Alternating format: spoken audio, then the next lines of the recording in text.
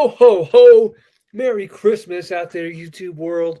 It is your boys, Frank and CJ, bringing you the greatest gift this holiday season, another episode of the Retro Bros podcast. Frank, how do you like that intro? It's nice. We going late today. We real We late are today. It's going the very first late time. today. As you can see, Yeah, it is pitch dark. Got my fireplace going on crazy. in the background. And as I said, it is the holiday season. Christmas is upon us.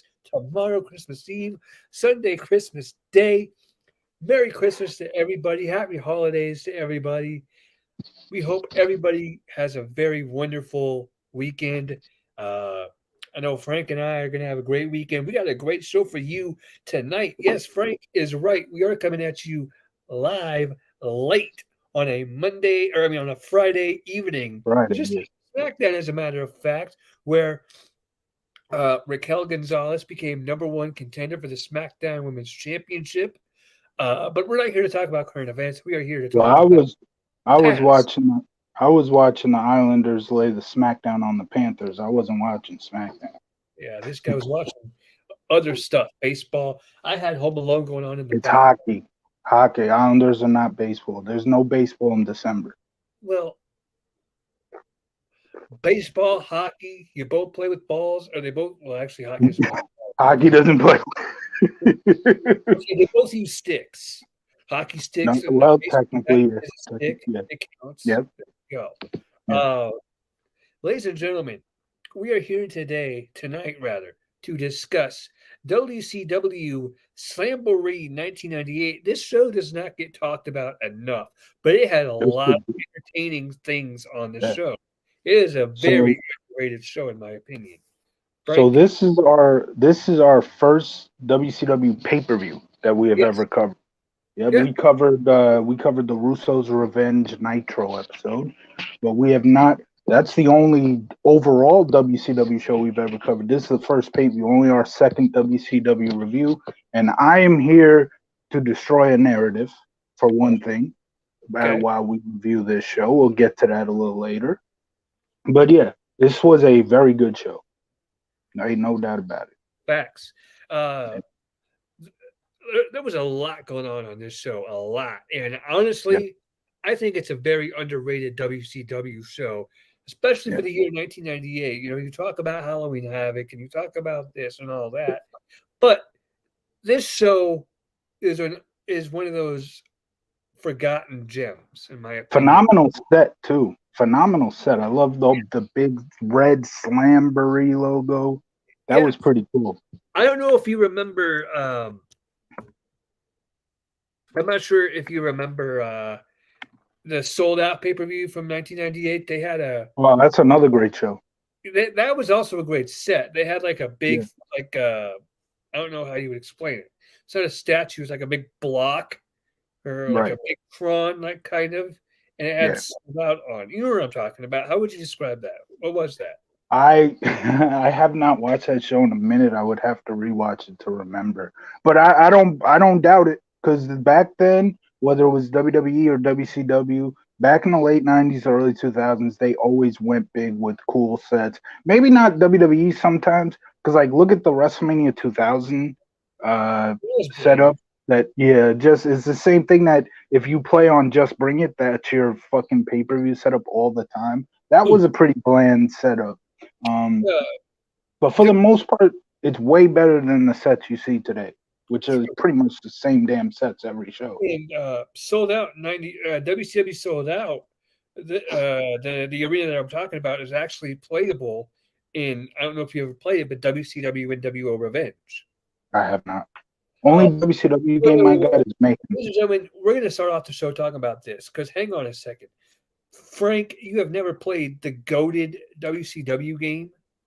I don't have Nintendo. I'm not a Nintendo guy. All Oh, I have is okay. PlayStation and Xbox. Only WCW game I have is Mayhem. Wow, Franklin. Right, Oh, man. right there. That's the only WCW game I got. Him? Oh, God, I'm sorry. No, NWO Revenge, WCW NWO Revenge is fantastic. The roster was great. The gameplay was great. The only thing I didn't like about about revenge was if you dropped a weapon like a stop sign or a chair or a table or whatever. Yeah. Well, they didn't even give you a full-on table. They just gave you a broken piece of a table. So, but if It's you funny. dropped a weapon, you dropped it and it just And it's gone. just disintegrated. Yeah. Nothing. You're like, Mm. wait a minute, but I wanted to use that again. So now, so what I That's would do whenever I would stupid. play, having that information, is I would play as either La Parca or Sting, because every time we played with them in a match, they would You always get they got weapons. Yeah. right, yeah, and you can have and I would beat the crap out of the opponent with whichever weapon. And sometimes I Right. would play La Parca versus Sting, and I would have them whack each other at the same time. Pause, and whoever hit first, whoever whacked first, pause again. They got to keep their weapon.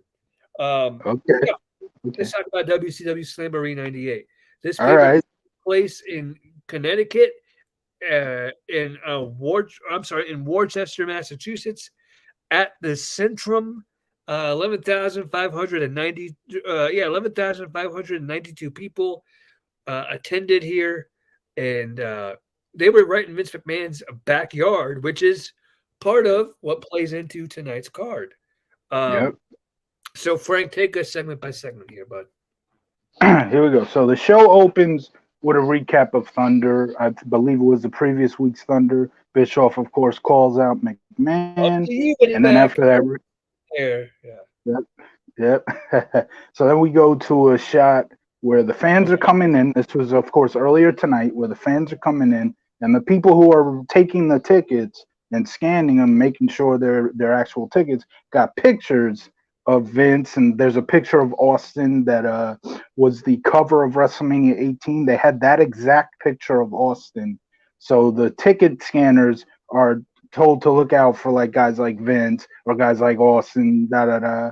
Um, and that is it. And so then they show Doug Dillinger is waiting for Mr. McMahon to as well. Cool opener. They're trying to build this thing up, even though it's not going to happen, of course.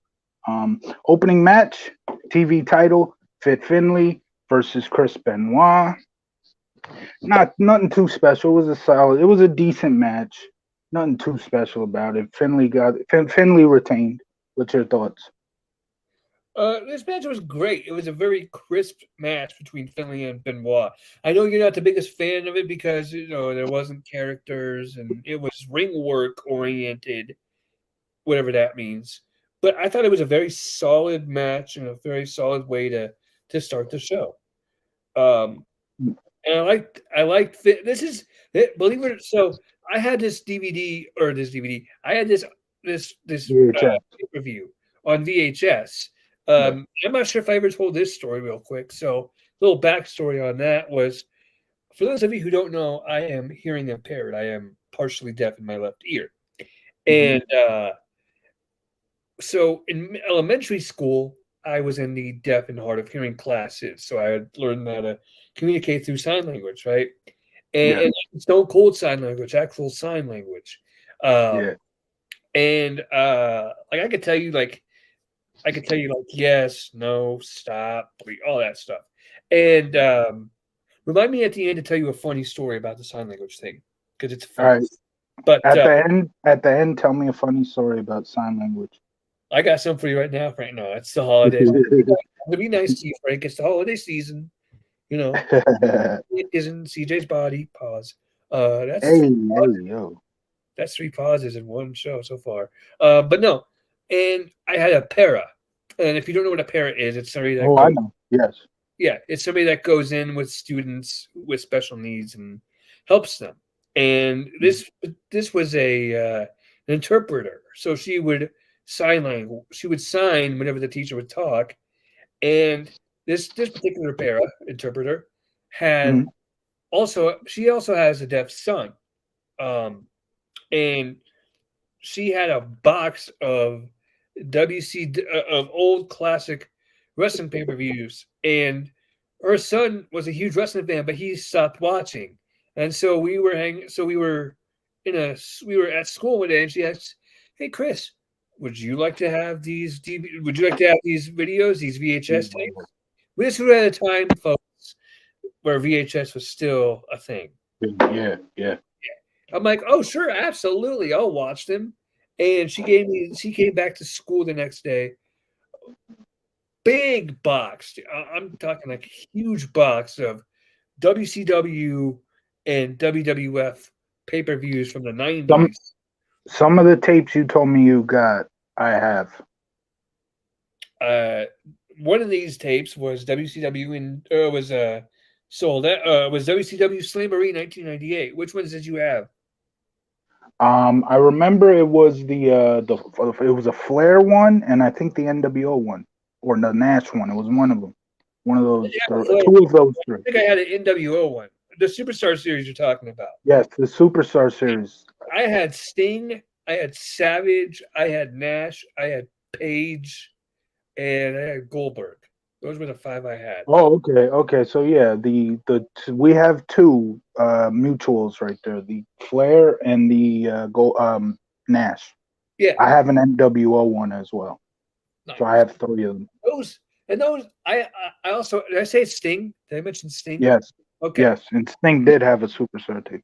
I really enjoyed the Sting one personally. I if I could find those online anywhere, I would totally buy them because they're fantastic. eBay, bro, eBay. I just brought those a couple years ago on eBay. That's where you need to go. eBay. Okay, I'll Yes. take your word for it.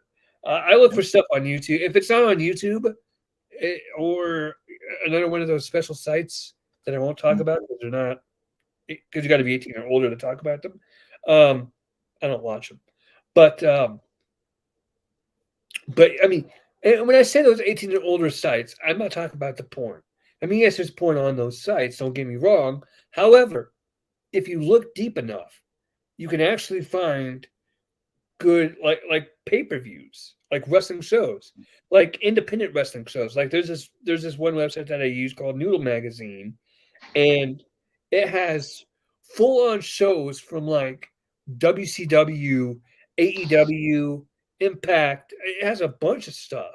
So Yeah. the ones I use. So you're saying, Paul, you're saying find it on like where it's streaming. I thought you meant to actually buy the tapes again. Oh no, just and they're not even streaming, they just get uploaded. They don't stream. Yeah, it's uploaded and you can stream it. I can That's download. how you watch. Yeah. Yeah. Oh, download. Oh, okay. Okay. Or I can just watch. I don't even have to stream. I can just watch. I guess. Well, there you go. If you watch on the website, you're streaming it off the website. Okay. That's what streaming means. Regardless, yeah. So that's kind of the story of that. Of how I got this VHS tape, and I also had like Capital Carnage 1998, which we will review one day. Capital Carnage, I believe. No, I don't have that one. No. Oh, that was a good show. That one had the main event was Kane versus Mankind versus Stone Cold versus The Undertaker, and I believe one of those 4 men was WWF champion, but they weren't. But the belt wasn't on the line. And I think also on this show there was The Rock versus Mankind, or I mean The Rock versus X-Pac. This is remember now. This is 1998, so Rock is still here. And there was also a segment with Vinnie Jones, who's a famous soccer player over in the UK, which is where the show took place. Okay. Yeah. But anyway, back. I thought Vinnie Jones was some local guy. It was like, as in local wrestler. I'm like, why are you talking about him? Who cares? It's like, oh, he's a famous soccer guy. Oh, okay. Maglife, what's up, Maglife? Yo, my mama told me, baby boy, keep blowing up. Yeah, do it. Blow up. Don't blow down. You don't want to blow down. No. That's a pause. See what happens. See what happens when we stream too late. What? What? Anyway, second match of the night: Bryan Adams versus Lex Luger. Now this is, like I said, we're gonna kill some narratives today. The narratives that I'm looking to kill is when everybody talks about WCW from 96, or maybe even starting 95, because that's when most of these guys came in. From 95 through till they started to leave, that time period was great because of all the undercard guys, the Jerichos, the Malenkos, the Eddie Guerreros, may he rest in peace. Eddie Guerrero became great post WCW. Chris Jericho became great post WCW. But those guys, all those undercard guys, were the reason I should mention Benoit too. He was in the opening match, like I said. All these undercard guys and the main events were trash. The main event guys were trash. That's why it wasn't all about the main event guys. The main event guys were stars. They're the reason people were tuning in back then. It's the people today. Whoa. Are you saying this match between Lex Luger and Bryan Adams was a main event caliber match? I'm not saying it's a main event caliber match. I'm saying Lex Luger is one of those guys. Lex Luger is one of those main event talents. Guys like Hogan, guys like Luger, guys like Savage, guys like Sting, guys like, who am I forgetting? Nash, Hall. These were the guys that everybody was tuned. Goldberg, I should have mentioned him, right? These were the guys that people were tuning in to see every freaking week. This is why WCW was so popular. These are the people that everybody cared about. And these first two matches can tell you that story anyway. Just watch the crowd. The crowd, I'm not going to sit here and say they were sitting on their hands during Finley Benoit, but you can tell there was mild interest in Finley Benoit. Bryan Adams versus Lex Luger, everybody wanted to see Lex Luger. And they were into that match, and they were cheering for Luger. And the moment Luger got Bryan Adams in that rack, yeah, and Adams taps out. Solid match. I think the main reason is because they wanted to see Lex Luger. Well, Luger was WCW. Bryan Adams was NWO. They wanted to see NWO get their asses kicked. That too, NWO, like I said, guys like Hogan, guys like Nash, guys like Hall, that's NWO right there. So you put Bryan Adams in an NWO, and of course he's got that heat because he's an NWO. But that is also one of the biggest problems with NWO. No disrespect to Bryan Adams. I believe he passed away, right? I believe That's so. first, right? Yeah, so rest in peace to him, and no disrespect to him. He was great. But in terms of right. But I'm saying this was the problem with NWO as time went on. You bring in guys like Virgil, who was known as Vincent. You bring in Bryan Adams. You bring in my grandmother. You bring in all these people who weren't stars, and you kind of killed the momentum of NWO. But NWO, Devin Azim says very true. Yes, and when you put in some of these mid card guys to be in such a main event faction, people are going to be like, why should I care about NWO now? We still care. These are some wild matches. Yeah, this was a good show. Yeah, I think we're gonna. Devin Azim says, "I'm fucking speechless. Sorry for my language.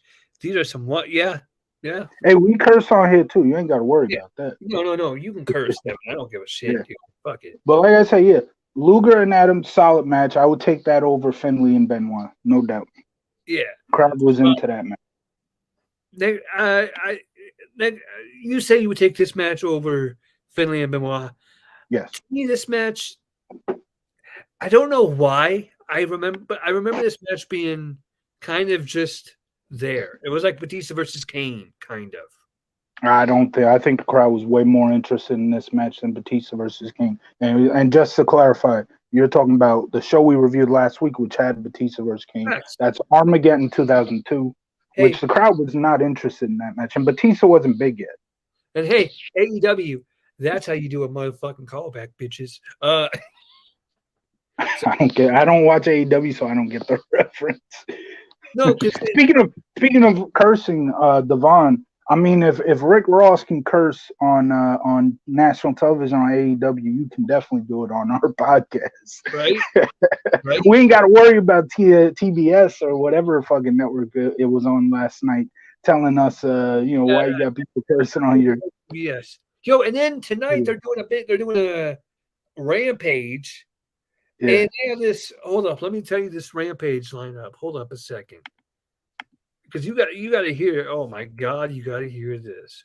Because I saw the lineup, but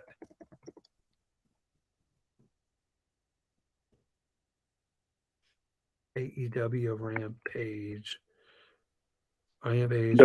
Devon says just like Usos versus Hit Row, they were up in arms. They went ape shit. Oh, really? So the Usos versus Hit Row match, Devin, that match got over well with the crowd? Because That wouldn't surprise. I know that last week Top Dollar kind of screwed up and everybody got on his I, ass. I saw that. I saw that. And that's just everybody wants to do a suicide dive today. That's one of the problems. Okay. And I'm glad he's okay, Top Dollar. I'm glad he's okay. But like this is what I'm saying. Everybody does a fucking suicide dive today. That's wrestling today. It's Okay. all about the crazy moves.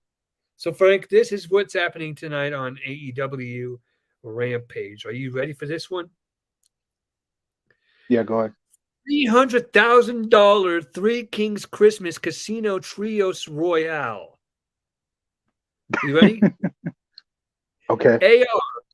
AR Fox and Top Flight, aka Dante Martin and Darius Martin, Arya Davari and Varsity Athletes. These are all the teams I'm naming that are in this battle royal. Mm-hmm. It's a trios battle royals. So 3 men for each team in this battle royal. Okay. AR Fox and Top Flight, Arya Davari and Varsity Athletes, Best Friends, BCC, which is the Blackpool Combat Club, Dark Order, Kip Sabian, the Butcher, Kip Sabian and the Butcher, the Blade, LFI, whoever the hell that is. I would say that about most of these guys. Right, yeah. I'm going to try and pronounce these names correctly. Dralistico, Preston Vance, and Roosh, and Spanish Announced Project, Angelico, Luther, and Serpentico. So the guy who calls himself Top Flight, that's pretty much every wrestler today. Top Flight. Let's just do some crazy dive over the top ropes or off the top ropes. That's just wrestling. Any wrestler could be called that today. Top Flight. Let's name AJ Styles Top Flight. Top Flight AJ Styles. And it's a trios battle royal. So folks, that means instead of having just 2 teams of 3, it's 3 on 3 on 3 on 3 on 3, and I'm not exaggerating. There's so many trios in this thing. Have you saw Roman Reigns and Sammy gave a message to Cena and Owens? I did not see that. Ooh, Sammy talked mad shit about Kevin. Haven't seen that yet, Devin. I'm going to look that up right after we talk about this show. Cena's back. Cena's back. I'm sorry? Cena's back. Cena's coming back next Friday for a tag match. Oh, okay. It's going to be nice. Cena and Kevin Owens against Roman Reigns and Sami Zayn in the final SmackDown of 2022. So, okay, nice, cool. Anyway, next match was. Hold on. Oh, are you talking about Dynamite or are you talking about this show? This show. No, they're not a match yet. Hold on. They actually went to a pretty good pre-tape of Perry Saturn cutting a little promo. He's got a hoodie on, and he's looking all excited for tonight. He's looking all not excited, focused, I should say. He's focused on tonight. He's saying there won't be no gauntlet match. He's talking about the Flock. If the Flock got problem with that, they know where to find me. I'll be backstage. And then he essentially says, his focus is he's going to beat Goldberg tonight, and and he's coming after Raven or something like that. And the one thing is, you got him cutting. It's a cool promo. He looks cool. You got him cutting a promo like that, and when his opponent's going to be Goldberg, when he's going to go out there and get killed, that's my only problem with that. It was a cool promo, but might not have been the perfect night to do it. Because of course he went out there. Well, he did give Goldberg a fight. I'll say that he didn't just get squashed, but like Goldberg whooped his ass. Maybe not the right night to do that. Yeah. Next match. This next match was fantastic. This match was for as good as a battle royal can be. It was good, no doubt about it. My critique of a battle royal. Yeah, Goldberg not fucking around. Nobody can fuck with him. That's right. Goldberg, one of the biggest stars in the business. Facts. What I say about battle royals is, it's all about what happens at the end, because the beginning of the match is all just, guys are, roll. There's so many guys in the ring. There's not much they could do. So it's all about, True. can it get interesting at the end? Like, do you get the crowd's interest once there's like 3, 4, 2 guys left? And well, what happened here, what really made the match was the ending, and that's because of it came down to Synclope and Hang on. We're not going to escape past the entrance. yeah, Jericho doing the entrances. That was funny. Marty Jannetty was in there. Who else was in there? There was Juventud. There was Silver King. There was who else was in this? Not that many guys that anybody would care about. I'll say Hold on, I'll give you all the participants, and I'm going to see if I can remember the nicknames. Ready? So where are the participants? It was a battle royal, but where's the participants? Okay, here we go. Right here, we had Damien 666, El Dandy, El Grillo, Juventud Guerrero, Chavo Guerrero Jr., and I think he even said like Chavo needed a hair. Or no, he said that about somebody else in his battle royal. Marty Jannetty, Rock Never Stops, Evan Courageous, Billy Kidman needs a haircut, Lenny Lane, Psychosis, Silver King, Super Callow, Johnny Swinger, and Villano the Fourth. Or Villano the Fourth. Huh? Well, not to interrupt you, but I know you're going through a list, but I disagree with what Devon just said there. It's disrespectful that Cena would break Flair's record one day. I can't see Charlotte would think how he does to break her dad's record. Charlotte would be annoyed. Well, no. I don't know if I don't know Charlotte, so I have no idea what her feelings on that would be. But in terms of disrespectful, John Cena is one of the biggest stars in the business. He's one of the biggest stars of this generation. If there's anybody who can end Flair's record, it's John Cena. That you're acting like El Dandy broke Ric Flair's record. Like maybe that would make Bret Hart happy.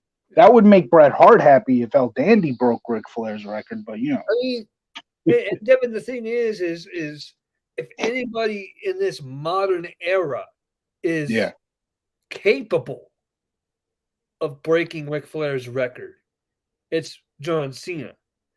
I'll be honest, I don't even think Undertaker is capable of beating Ric Flair's record, or The Rock, or Stone Cold. I think Cena, Stone Cold and The Rock, I can see. Undertaker, I get it. Undertaker's a star, but he's not on that Cena, Austin, Rock level. Taker, Rock, and Austin, they didn't really need the championship like that. And neither does Cena. Neither does he. Right. When you're a star, when you're a mega star, you don't need the belt. You're the one that sells, not the belt.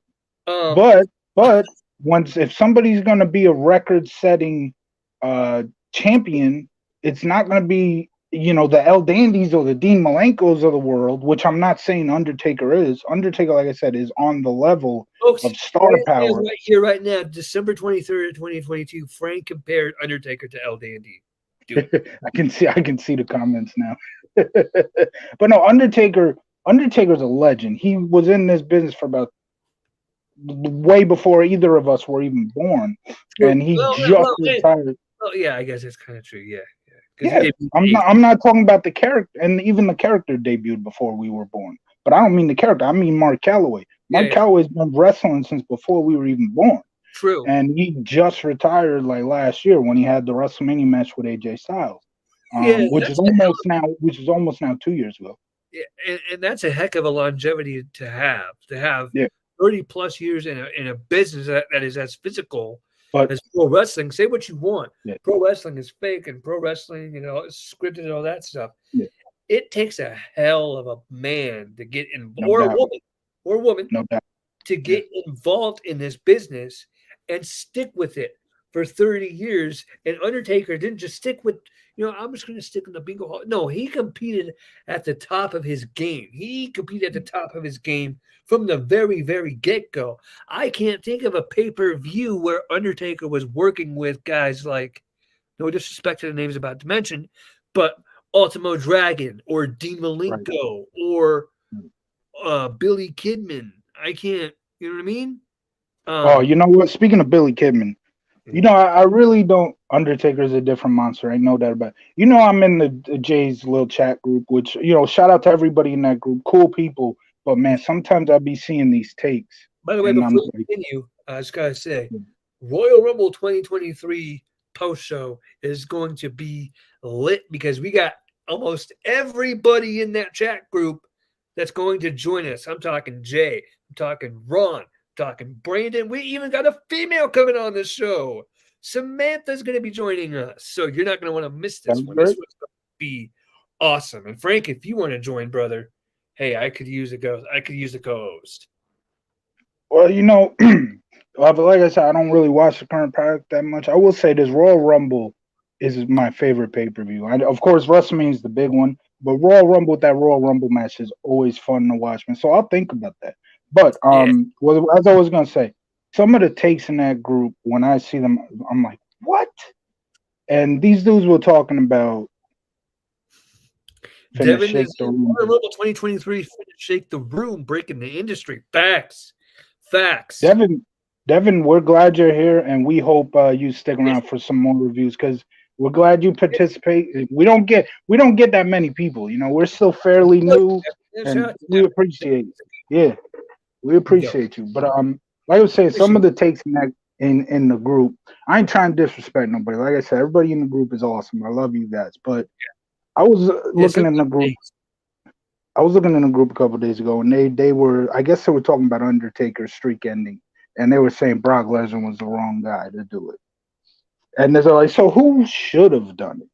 One guy throws out, of all people, um, oh no, as a matter of fact, it was actually Goldberg's streak. My bad, my bad. I was comparing it myself to Undertaker's streak, and I'm gonna get to that. But they were talking about Goldberg's streak. Nash was the wrong guy to do it. And like, so who should have done it? One name thrown out.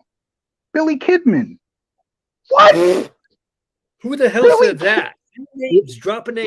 Who said that? I don't remember. I don't remember. You got to go in the group and scroll up to try to find the post. One said Billy Kidman, and then the next guy was like, "What about Chris Benoit?" Like, what? Kevin Nash is a mega star. Hold He on. was I'm gonna ask that the question right now. he Hold was up. I'm about to call them out right now.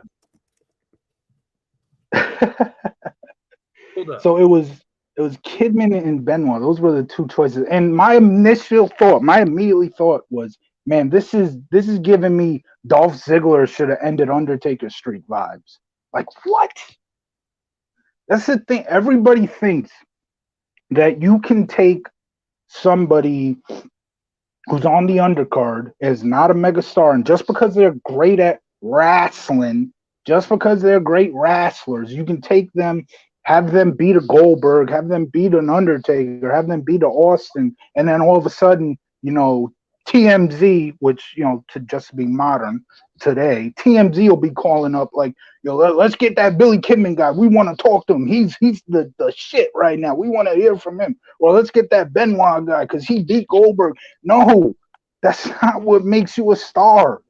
You become a star when you have a great gimmick, when you're a major character that everybody wants to see. Guys like Goldberg, guys like Undertaker, the guys who ended their streaks, Brock Lesnar, and Nash. Those are stars right there, and that's why it was fine that they ended their streak. And for the people who said Undertaker deserved to or should have retired undefeated at WrestleMania, what is the reason that Undertaker walks out undefeated at WrestleMania? He was already a star. He's already a Hall of Fame. There's no need for him to retire undefeated at WrestleMania. And Dolph I'm Ziggler gonna was say, not the right one. but Devin says I got a perfect idea for 2023 or later in the future. Can you do a WWE throwbacks like reacting WWE WrestleMania highlights part 1 up till present?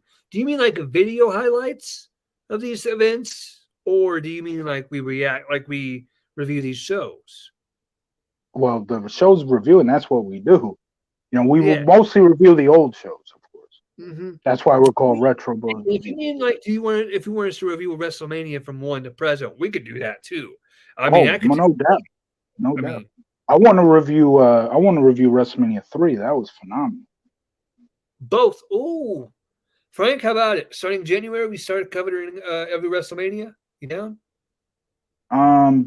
Well, I wouldn't want to get into the freaking like recent stuff, but if I not like every freaking episode, not like every upcoming episode be a WrestleMania. I don't want to do that. Yeah, no. But like just starting from like WrestleMania 1, take it up to, I don't know. We've already done 8, or we've already done 19. So maybe just from 1 to 7 or 1 to 18. But not like every week. Like all of a sudden we're just gonna scrap every show. 5 favorite moments from WrestleMania. Okay. We can do a video like that. We can do. Yeah. I do my own top favorite stuff too. We can do one together. But yeah, check that out because I have like top 5 favorite storylines from both 99 and 03 for WWE. So you can check that out too. And we'll definitely. Who said Kidman? I want to know who said Kidman. They're both crazy. Whoever said, like, come on now. Wow. That is crazy that somebody would say Kidman could beat. Now, on the subject of Undertaker's streak, real quick. Don't tell me you're going to sit here and say Dolph Ziggler should have ended it.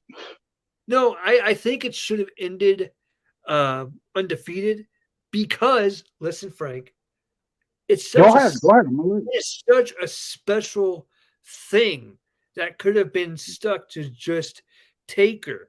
That could have been part of his legacy, was being undefeated. That could not hurt his legacy. And I know what you're thinking. He's a big star. He doesn't need to add more to his legacy, but it doesn't hurt. I mean, it's just like a respect thing, in my opinion. Now, as far as who should have ended Goldberg's streak, I'm fine with that it was Nash. I'm just going to say that. And I'm fine that Brock. I think it should have been Paige, to be quite honest. Diamond Dallas Page. Somebody at that pay-per-view. Yeah. I talked about this in the brand group, and somebody actually brought up Paige too. And my only problem with that was face versus face ending the streak would be my issue. And then they gave me a little. I would have to read it again, but they gave me a nice little story behind where like Hogan comes in, you don't know whose side he's on, and that kind of leads to it happening. And I'd like that. I could also get behind maybe Hogan ending Goldberg's streak. Oh, no doubt, yes. Oh yeah. Not the night he won the title though. Goldberg, that is. Not the night Goldberg won the title. Say that Kidman should have ended his career. Kidman should have ended his streak. Or Chris Benoit, no disrespect to either one. Hey, great talents. No disrespect to either one. 100% disrespect to Chris Benoit, the person, but I get what you're saying. Yeah. But yeah, 100% disrespect for him as a person, but as a wrestler, no disrespect. But Goldberg is a mega star. You can't have him just lay on his back to guys that were not considered mega stars. Does that make sense? I'm trying to say that in the least. Yeah, you're right.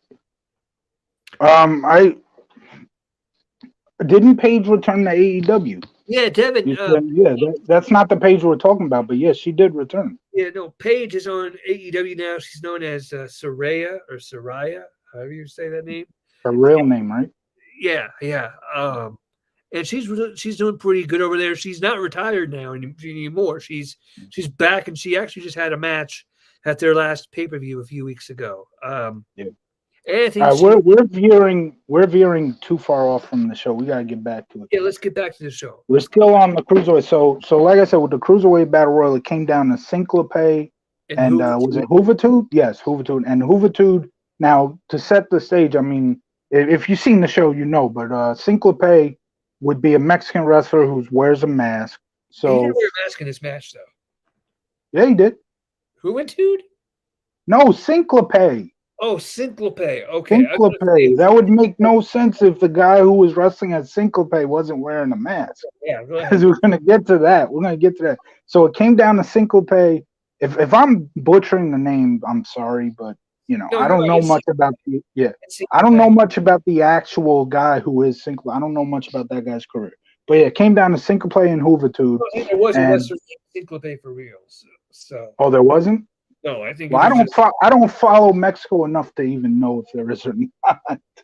But yeah, you. so it came down what?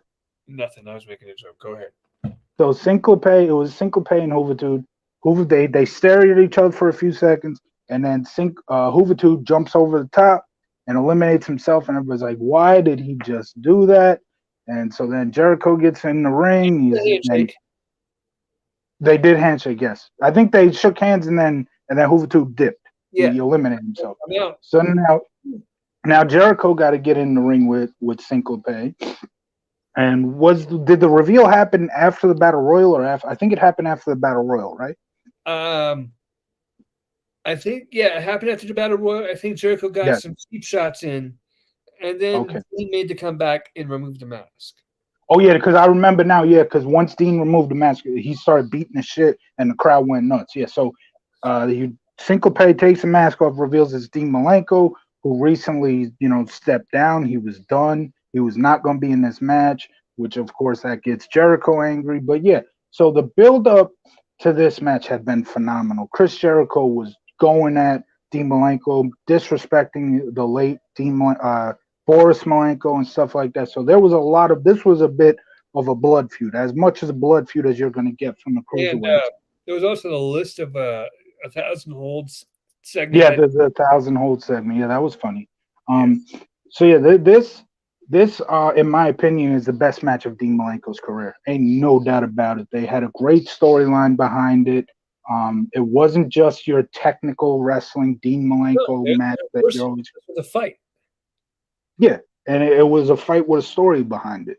Mm-hmm. And the crowd went nuts. The crowd, as soon as what? The crowd was very much into this one. No doubt about it. Like I said, it's the best match of Dean Malenko's career. And the moment he takes that mask off, you know what? Because of this, Dean Malenko should have beat Goldberg. Fuck it. And I don't want to make it sound like I'm disrespecting Dean Malenko by no means. Folks, by no means I am. I have behaved myself for the longest damn time, but Frank just said something that I said it as a joke. I said it as a joke. Got to bring this back, folks. And I know Frank hates this, but I'm bringing it back. I don't hate it. I just think it was overplayed. You overplayed it. Hey, it's Franklin. I haven't overplayed it in a while, so it works. Yeah. So, where was I now? I said Dean. I joke. Yeah. Oh, right. So what I was trying to say, I'm not trying to disrespect Dean Malenko, but he was not one of the biggest stars in the business. Although everybody acts like he was because he was such a great technical wrestler. But I want to say Dean Malenko sadly has been in a lot of bad health, and hopefully he can get out of that. Prayers. Yes, prayers to Malenko. Facts. And like I said, this was easily, again, I'll say it again, this was easily his best match of his career. Great storyline. I think we both agree on that. Yeah. When that match came off and he got Jericho in the corner and was beating the hell out of him, crowd was going nuts, man. Next match, was there a segment? Hold on. Hold on. Yes, hold on. You got to wait. We get Vinnie Mac Cam. This was kind of cool. The Vinnie Mac Cam, they go to the outside of the arena. Doug Dillinger's out there waiting for his arrival. Yep. Has a ticket for him and everything, or a backstage pass. Yeah. And so it's a limo, and now you only see the limo. And as I said this, I wrote this down in my notes. I said, unnecessary shot taken at JR by Tony Schiavone, which I'm sure this was by Eric Bischoff. I think Eric Bischoff. This was probably Eric Bischoff, but Tony Schiavone. The shot was, if you see JR come out carrying Vince's bag, then you know it's Vince is here. If you see what? If you see JR carrying his bags, then you know Vince is here, meaning carrying Vince's bag. Okay.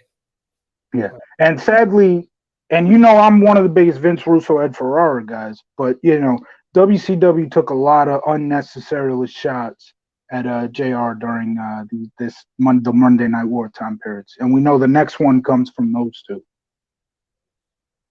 Next match was the Bowery Death. Hang on, let me see if I can say this right. Bowery Death Cage match. Yeah, Death Cage match. So what is a Bowery Death Cage match? Well, it's a steel cage match with weapons. Lazy bookie. Well, no, that's Jim Cornette's gimmick. I'm gonna let him do that. But I would disagree with that. I would disagree with that. You it's bring weapons. this match You may bring you bring weapons in the match. It can make a match a little more interesting than it already is. yeah. Yeah. And You know, Jim Cornette's one of those guys from the '70s who thinks, you know, the arm holds and, you know, suplex and all these cool technical wrestling. Dean Malenko, you know, Jim Cornette would go crazy for the last match because I had a guy like Dean Malenko in it, who's one of those old school '70s type wrestlers. he would, but he wouldn't because Jericho's in it, so he'd probably shit on it. But And Jericho is a star. I don't care what anybody says. He's one of those guys where his character is the big reason why he was such a big star. Not because of, the walls of Jericho look so cool. What a great technical wrestling move. Yeah. You know. Anyway, and I still like Jericho to this day. I don't care what anybody says, even though I don't watch the current product. The way to win this match was by knockout. You got to knock your opponent out to where they can't answer a 10 count. And there was a lot of weapons in this match. There was a steel trash can. My favorite, the VCR. Yes. Wow, it broke it over his head too. Pop for the VCR. Pop for the VCR. That was great. There was a cowbell. They hugged the guy over the ropes over the cage with the cowbell. Yeah. This match was very physical. It was very violent, brutal. It was your typical Raven match.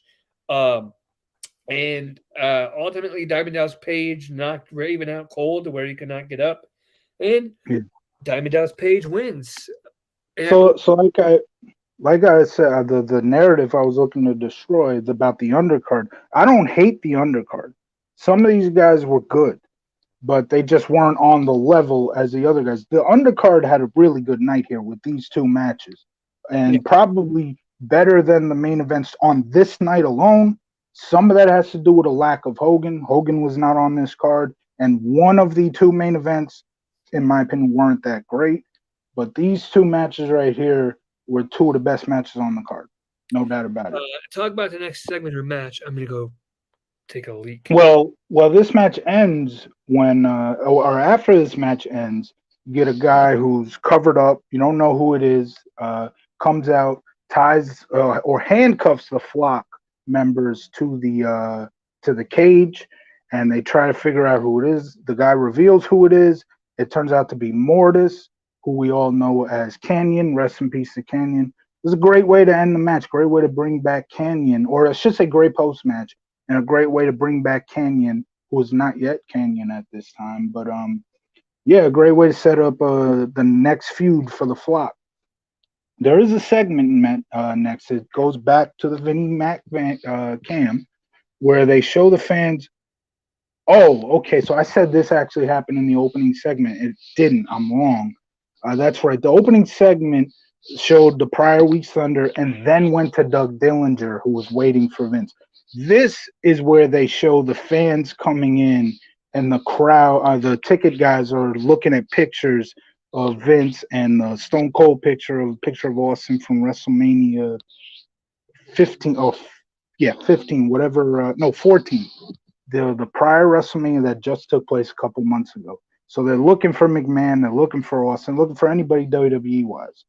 Now the next match, Ultimo Dragon, Eddie Guerrero, another match that had a solid build up here because the Ultimo Dragon essentially is the third tertiary, however you say that, part in this match, the third wheel, if you will, because Chavo Guerrero trying to break away from Eddie Guerrero.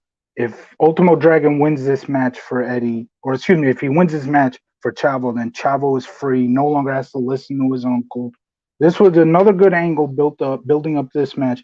This wasn't just Ultimo Dragon and Eddie Guerrero putting on a phenomenal technical wrestling match. This had a storyline to it. That's what made it interesting. And so in the end, Eddie still wins. So he retains the rights and services to Chavo, where he can make Chavo do whatever the heck he wants. But a nice little, right as the match ended, nice little thing they did here. So Chavo, I believe he pushes Eddie off Ultimo Dragon, and he looks like he's about to finally snap on Eddie. So get the fans all excited. He's gonna snap. He's finally gonna snap, and then he turns around and goes back to Ultimo Dragon. But then, as he's beating up Ultimo Dragon, Eddie stops him, and now again it looks like he's gonna snap on Eddie, which again that does not happen. So they're teasing it. They're teasing what you want, but it's not gonna come yet. So this was a good match. Devin, I appreciate you, brother. Thank you for that. I got a special guest in the house that wants to wish everybody here a Merry Christmas.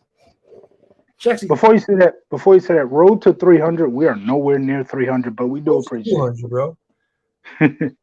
we got a long way to go there, but we appreciate it. We got good old St. Jack's in the house, ladies and gentlemen. Everybody say Merry Christmas to the pooch. Merry Christmas, Jackson Riker. Hey, buddy. Nia Jax. I will kill you if you ever call my dog that. Jackson Riker, Nia Jax. I'll call him whatever I want. My dog, Nia Jax. My dog, Jax, is a good boy. He doesn't have a hole, so shush. So I gave my thoughts on. I wanted to say, speaking of giving my thoughts, so let's go back to last week, Armageddon 2002 for 1 second.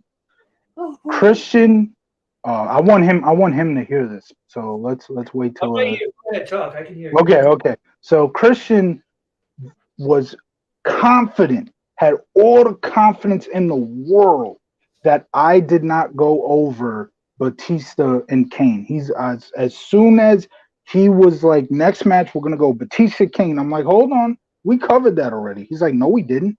Look back, rewind the tape. Rewind the tape. He said it. You shut up. No, I said Trish versus Jacqueline versus Victoria. I did No. No, run it back. Because I said I did run it back. And I said, and I looked at the tape, and you told me I did not tape. What's saying tape? It's a YouTube video. I looked back at the YouTube video, and I even sent you the video. When you set up Batista versus Kane, I said you said no. I said we covered that already. You said no, we didn't. And I said yes, we did. And you said run the tape back, and I ran the tape back and saw that. Then there was miscommunication between the two of us. Yes, but hold on. This is why it's funny, because you were so confident that I had not covered this. So you told me to run the tape back with all the confidence in the world. I ran it back, and I'm sitting there going over the match, and this is you. I don't know if it's your phone, but you're looking at something, just going, paying no mind. And then you cut to the live feed of what's his name's video, and then we come back, and that's when you're like, okay, Batista Kane. I'm like, we covered that already. How are you gonna talk? So that's what happened. I don't know why he just left, but yeah. That's somebody that you don't even know. What the hell? Call him what? Call him what's his name? No, I forgot his name. I forgot his name for a second. I do ghostwrite. You're his ghostwriter. It is your job to know these things, Frank. Oh no, man. No. My thoughts on this Eddie Guerrero, my thoughts on this match. It was a good match. I thought it teased a dissension between Eddie and Chavo. It was a good teaser there. And Eddie and Ultimo, I mean, they were great performers, so it wasn't going to be a bad match at all. So it was good. Yeah, like I said, because with the build up between Eddie and Chavo, that's what made this match so good. It wasn't just Ultimo Dragon and Eddie Guerrero putting on some bland technical wrestling match with no build up. The Eddie Chavo build was good. Did I talk about did I talk about? Oh yeah, I covered that, the whole undercard. This was a good night for the undercard. I'll say that. Yeah. But that's mostly because in terms of a good, if you want to make an undercard versus main event, very good night for the undercard. But not having Hogan definitely is a problem. And you put four of the main eventers in the main event, it's going to chop down the ability to put on main event matches. And that's one of the reasons why a lot of this is a bunch of undercards to great undercard matches, but the undercard matches also got great buildup. Yeah. But when we get to some of the shows where they say, "Oh, that was the shitty main event," we're gonna get to some of those. You know, Age in the Cage, where that, oh, what a terrible match that. We're gonna get to those, and you'll see what I have to say about that. What was the So next? next one, this was funny. This was funny. Was this the Bischoff segment? Not yet, not yet. They cut to Vince McMahon's dressing room. Oh god. And it says Vince McMahon, the reason for the ratings. So they're essentially fucking admitting this guy's whooping our ass, but they did it in a funny way, I guess. But they literally, like right here, they say the reason for the ratings. This guy's whooping our ass. How about you know? But it was funny, the reason for the ratings, which he was one of the reason for the ratings. Mr. McMahon is one of the greatest heels of all time. True. Yeah. 100%. Next Next match was this was for the U.S. title, right? yeah, Goldberg defeating Saturn. This was a very solid match, like Frank said earlier. It wasn't just a squash match. Saturn actually got some offense in. He did a really cool thing where he set a chair up, right, jumped off of the chair, but Goldberg countered into a spear. So that was pretty cool. This would be another reason why the main event scene wasn't so strong on this show. Goldberg wasn't the guy yet. He hadn't beat Hogan. He hadn't got to the main event level. They were keeping him in mid card. He's facing Saturn here. But yeah, this was a decent match. I gave it about 2.5 stars. This show took place May 17th, 1998. Goldberg won the world title in August of 1998. Once Goldberg won the world title and they started putting him in main event matches, that definitely helped the main event scene. Okay. Eric Bischoff versus Mr. McMahon? Really? So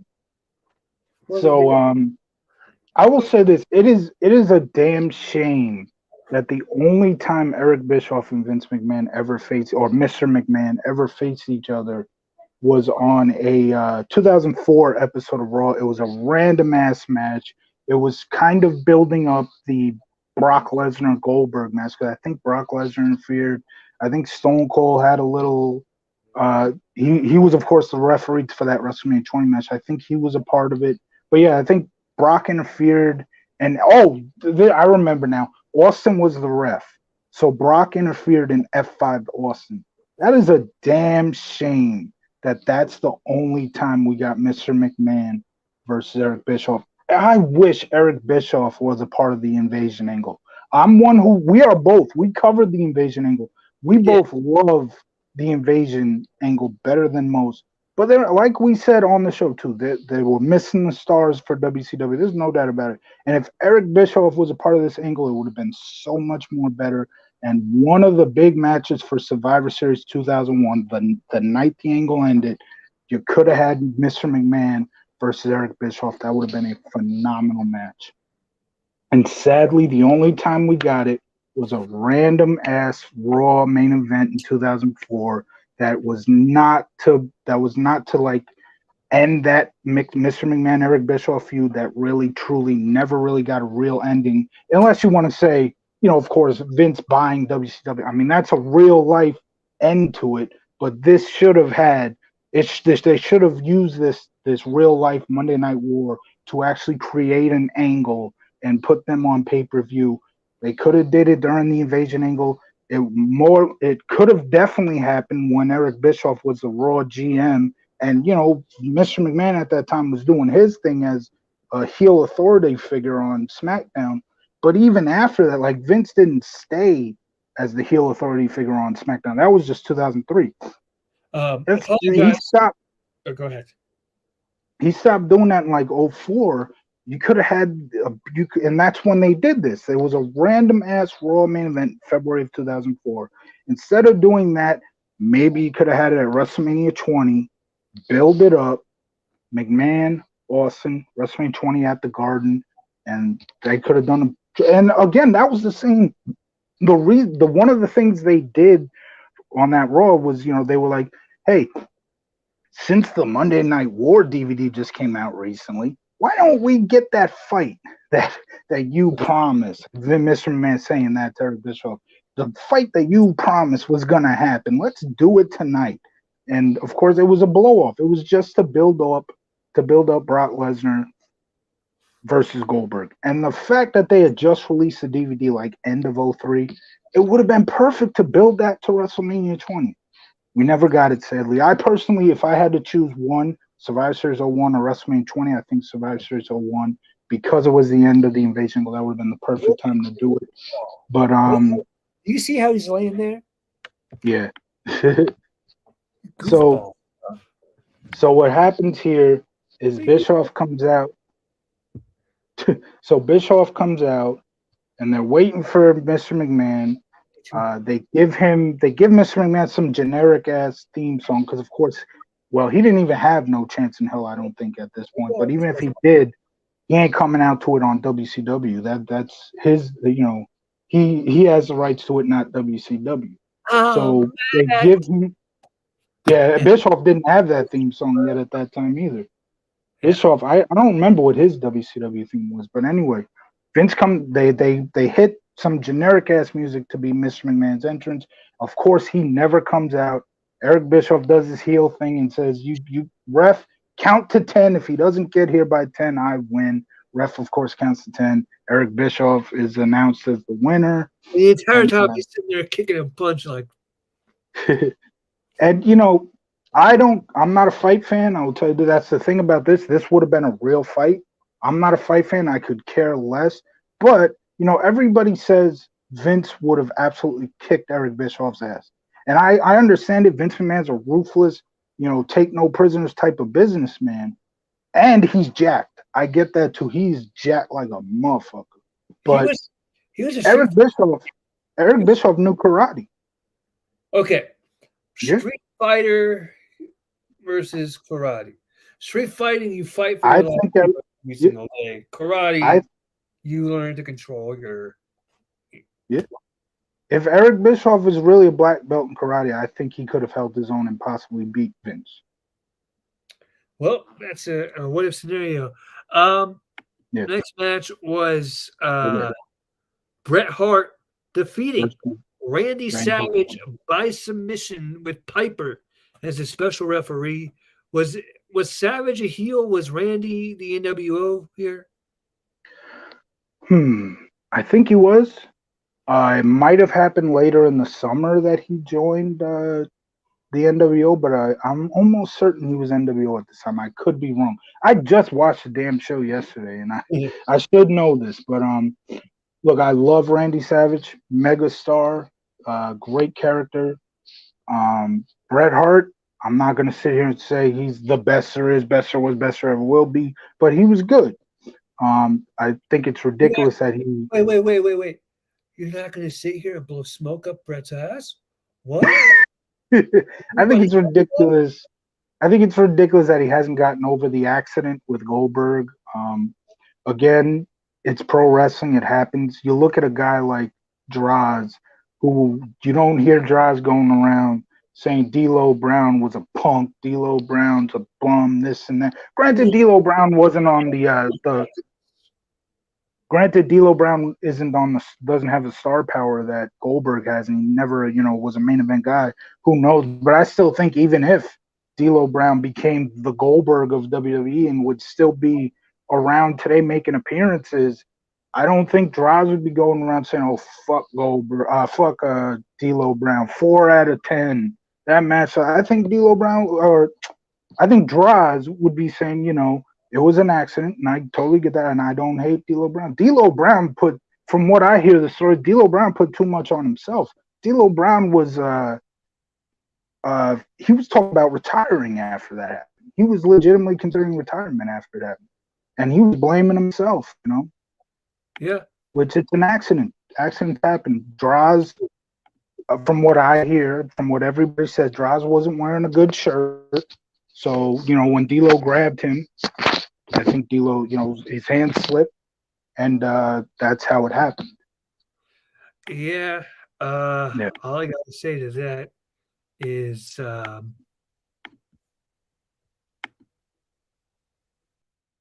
is, well, hopefully Droz can walk again one day. Has he? He still hasn't walked, right? You're missing the joke. The joke is right in front of you. I don't even know what you said. You just sat there and said all I gotta say is it. What's Do the you see joke? it now? Oh, see, that popped up late. It still hasn't popped up. All I see is this, the rolling. Nothing has come yet.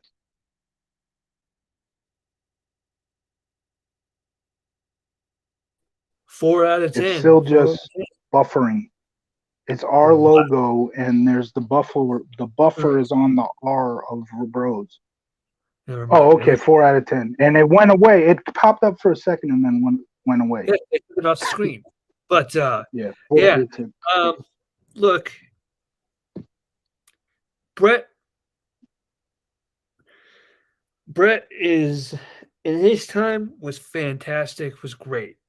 But as he retired, he became bitter. And I'm not saying that he shouldn't be a little bit bitter, but at some point you gotta grow up and let shit go, dude.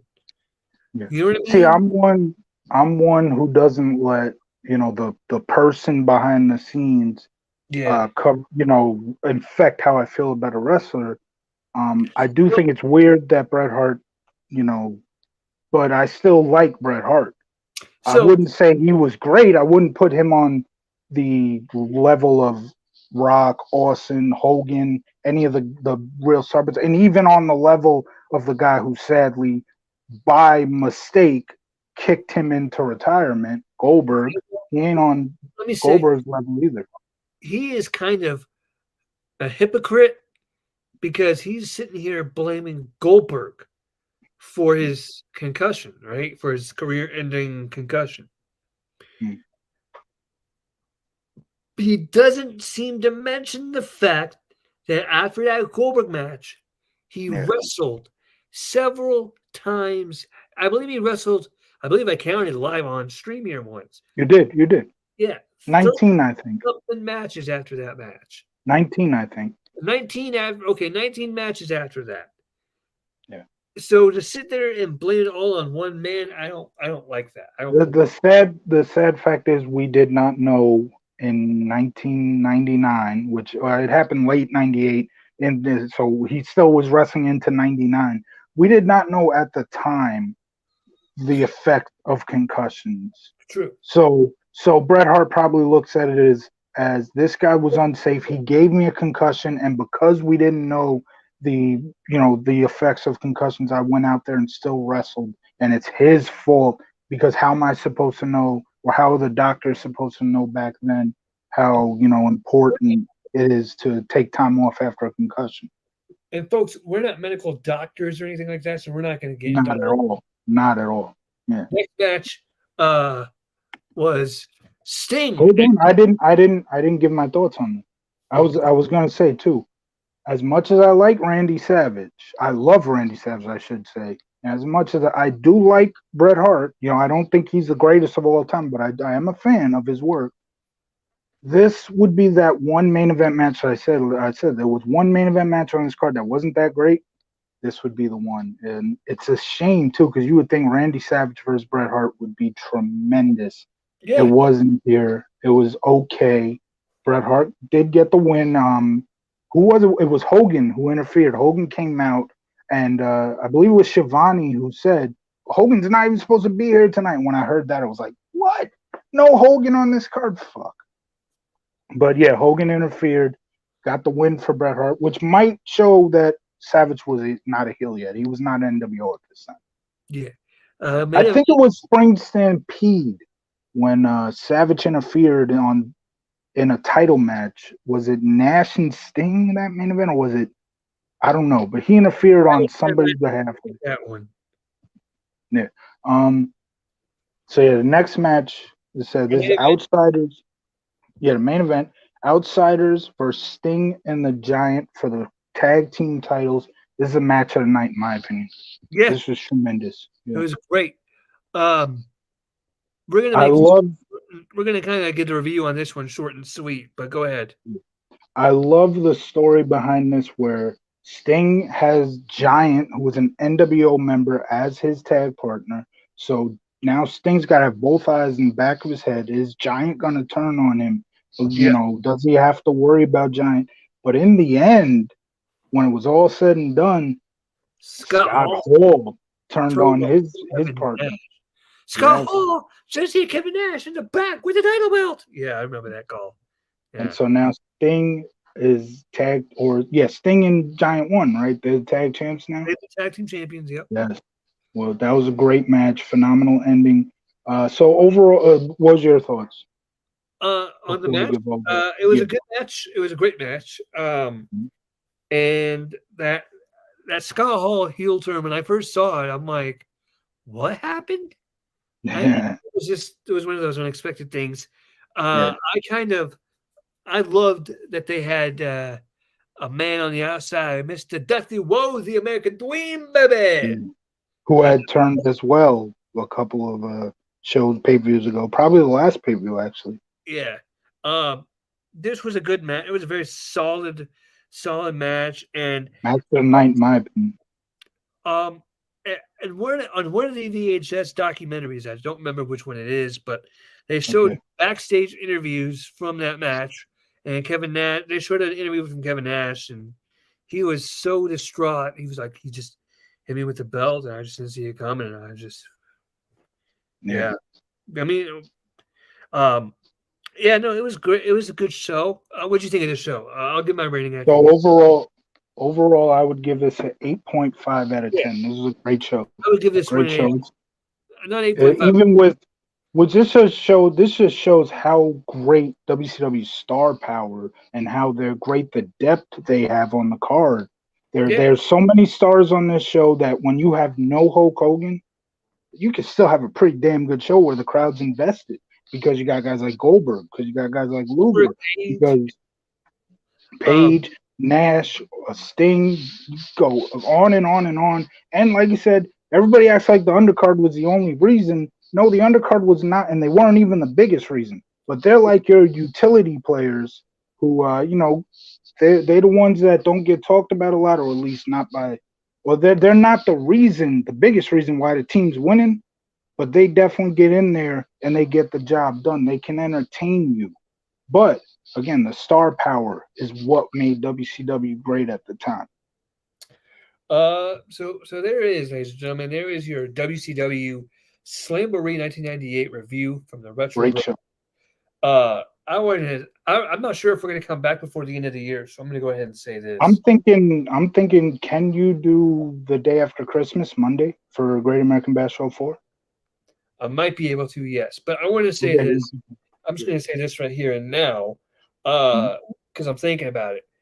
I want to thank everybody who has watched this channel over the past year. Almost year. But yeah, I know what you mean. Yeah, well, 2022 when we started that.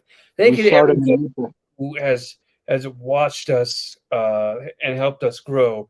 And I also want to send some heartfelt thank yous to Frank, especially Frank, because without Frank, this channel really isn't as successful as it is. His promotional skills are fantastic, and that's not me, being sarcastic, Frank. I'm being sincere. I appreciate it, and I appreciate everything you do. I should say as well, this channel actually has been here since like 2021. I was thinking from when we started doing our show. No, this channel's we started in April. The Retro Bros Reviews show will turn a year old this April. Yeah. But yeah, I wanted to say thank you to Frank. I love you like a brother, man. You are the homie. I want to thank Matt as well. I love her like a sister. She does the retro raw downs. And she's just fantastic. And without these guys, this channel isn't where it's at. And I want to thank everybody that has watched and subscribed. Thank you for all of your support. Thank you for getting us to 100 subscribers. I want to send a special shout out to Shrug, Vibe Reactions, Gatsby, because they've all been on our show several times. And they're all great people. I still talk to Shrug daily. I mean, he does his. Go follow Shrug on Twitch at Shrug Raps on Twitch. He goes live every single day for 8 hours. He's had some issues over the past couple of days with his internet, so bear with him on that. But he is definitely somebody that is awesome, and I strongly suggest you guys go support the guy because he deserves it. Shout out to Mama Retro and Papa Retro for their support over the past year. That just they're awesome. Shout out to Puppy Retro right here, Jack. He's great. And 2022 has been a great year for the channel.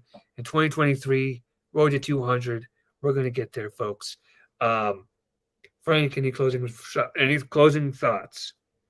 Well, this has been something I've always thought about doing. Doing YouTube videos, reviewing wrestling shows has always been something I've always thought about doing. And thanks to you, I thought about doing it the day in April where that night when you were doing that WWE 2K22 gameplay, and I hopped in. I said, "What's up?" And I think after the stream, you hit me up and was like, "Do you want to do reviews with me?" I was like, "Man, I'd be down to do that. No doubt about it.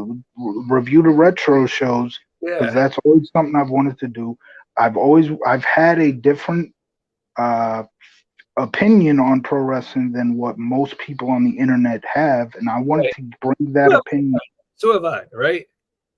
A little bit, yeah. But no doubt. So we kind of bring, in a way, some different opinions that you mostly won't see if you watch most YouTube reviews of pro wrestling, at least the ones I've seen over the years, which I don't really watch as much as I used to because now, of course, if you want to watch a wrestling review, there's something to wrestle with, and all these other guys who have been in the business, Vince Russo and Jim Cornette, blah, blah, blah.